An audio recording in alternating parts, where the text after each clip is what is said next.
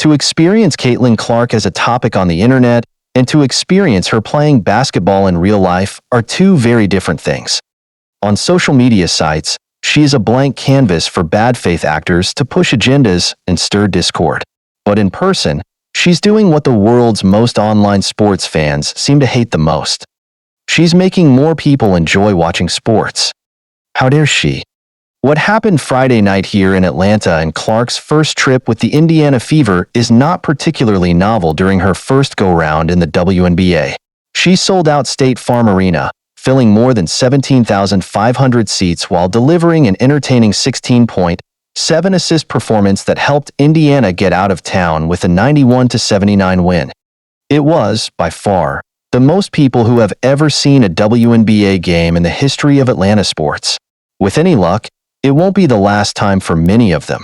And it's happening all over the country as Clark barnstorms from town to town during her rookie year.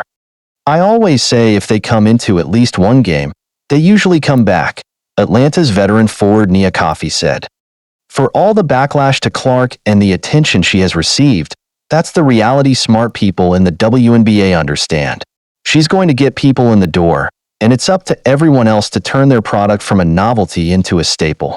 It's so simple, the actual blueprint for how Clark is changing women's basketball, that it's almost comical how much time the comment sections have spent arguing over it.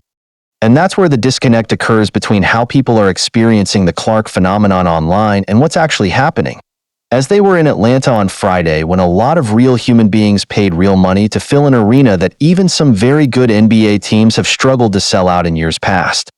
On the internet, the overheated discourse around everything Clark does or has nothing to do with, much of it racially coded, might make one think that her mere presence is a powder keg that her most ardent supporters and those who now resent her popularity are ready to detonate at any given moment. What actually happens when she walks into an arena couldn't be further from that nonsense. The crowd that showed up to see Clark on Friday was a typical Atlanta melting pot. Suburbanites mixing with rappers, socialites and ex-athletes, families and young professionals. It seemed like anyone in the state of Georgia with a connection to Iowa was in the building wearing black and gold, but the majority of people in attendance were supporting the Atlanta dream. Maybe these fans are so new to the WNBA that they haven't yet developed a dislike for other teams or players. Maybe they aren't emotionally invested in their own team yet. Regardless, it was an incredibly positive atmosphere all the way around that the players truly appreciated. It didn't square with this notion that Clark is generating some huge backlash. It was just a really cool experience being enjoyed by everyone from 2 Chainz and Allen Iverson to a whole bunch of little kids wearing jerseys with number 22 on the back. It's fun going to all these new cities as a rookie and getting to play in front of their crowds. You could feel the energy in the building tonight, and that's what makes basketball so fun, Clark said.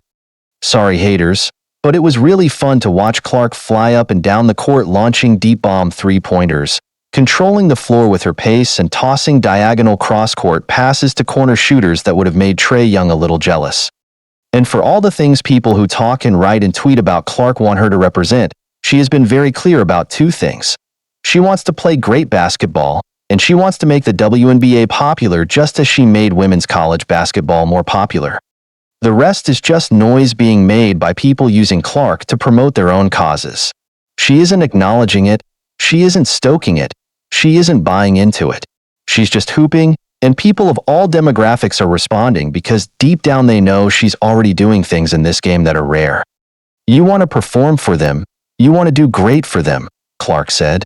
And a lot of people spent a lot of time and money to come watch our team and enjoy the experience, and because we're playing great basketball, a lot of them are going to come back, and that's a good thing. Who could argue with that? And it's only the beginning. Friday was Indiana's 4th win in a row, bringing the Fever's record to 7-10 after winning just 13 games all of last year. The game is slowing down for Clark, who is playing with more clarity on offense even while defenses guard her all 94 feet and send multiple people to try to get the ball out of her hands. She's only going to get better. And it's hard to imagine the crowds not coming back, especially the way she's been performing lately. In fact, Clark said she was surprised that Sunday's game against the Chicago Sky and her college foil Angel Reese wasn't going to be played at the United Center as opposed to their regular 10,000-seat facility, given that their two matchups this season have resulted in hard fouls and several days' worth of content to fuel the outrage machine. But as usual, Clark took the level-headed route, allowing everyone else to fire off their takes because she knows the game should be enough.